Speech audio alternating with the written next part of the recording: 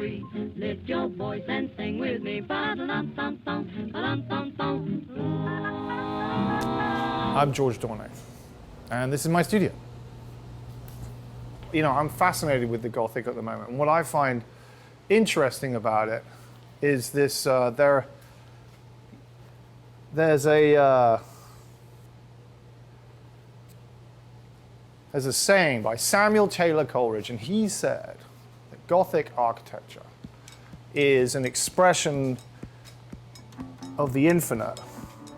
The arches and everything's pulling you upwards, you know. It's all trying to get you up towards the heavens. You know, when I was younger, I used to find this stuff very boring. When I went to school in England, there was a huge Gothic abbey. It was Milton Abbey in Dorset. People used to come from miles around to see it. I never understood why. And now it makes total sense because it's fascinating when you look inside these big cathedrals. I mean, some of these cathedrals took hundreds of years to build. The people who started them did not live to see the completed thing. I don't know. I find it fascinating. They do put a lot of symmetry in it. And I think that there's a lot of asymmetry in life. And I thought, well, let's not have any symmetry. So I came up with this, basically. And these as well. Things that are hidden. So sometimes it's a bit creepy though. I think that's the real challenge, is to make it look beautiful. Sometimes we succeed and sometimes we don't.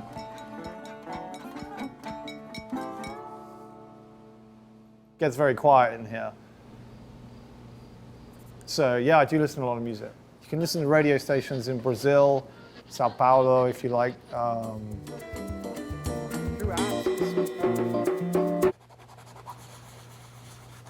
No, just to be able to draw, it's just such a wonderful thing to be able to do.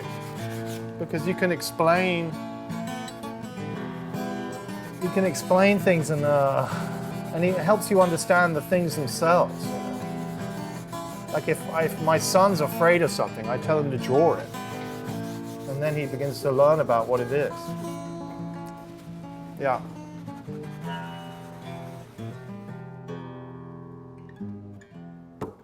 You know, people ask me all the time, what kind of paper?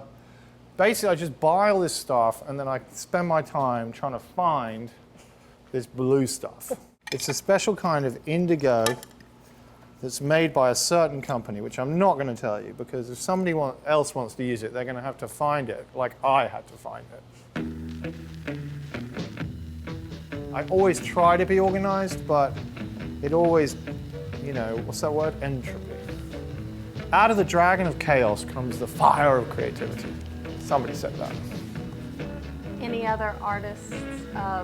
Yes, oh my God. These are the people that I have followed back and forth throughout the ages. Pontormo, Bruegel, Hieronymus Bosch, pretty weird, Michelangelo, Wyeth, Tiepolo, Klimt, Sergio Toppi.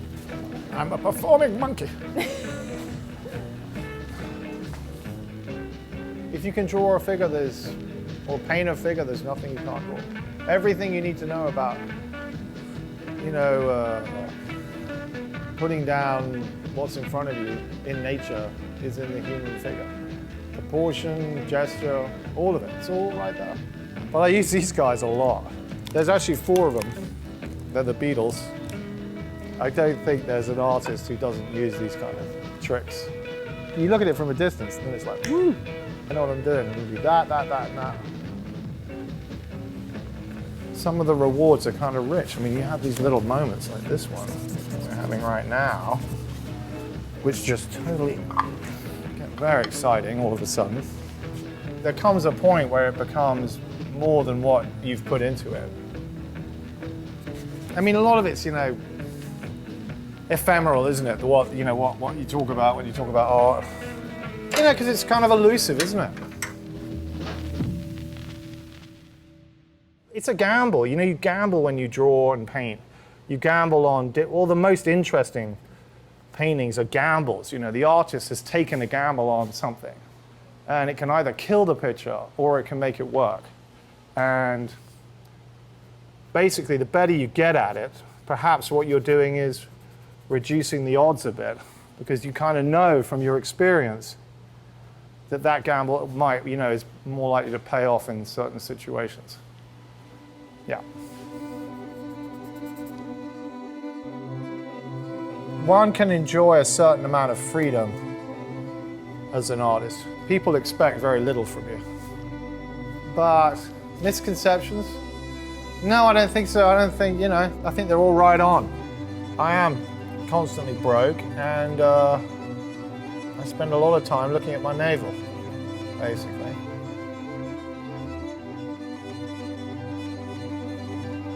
Well, I think the reason people do these kind of things, art, music, is, maybe it's a way of distracting people from who we are, or I don't know, maybe trying to say, hey, here's me,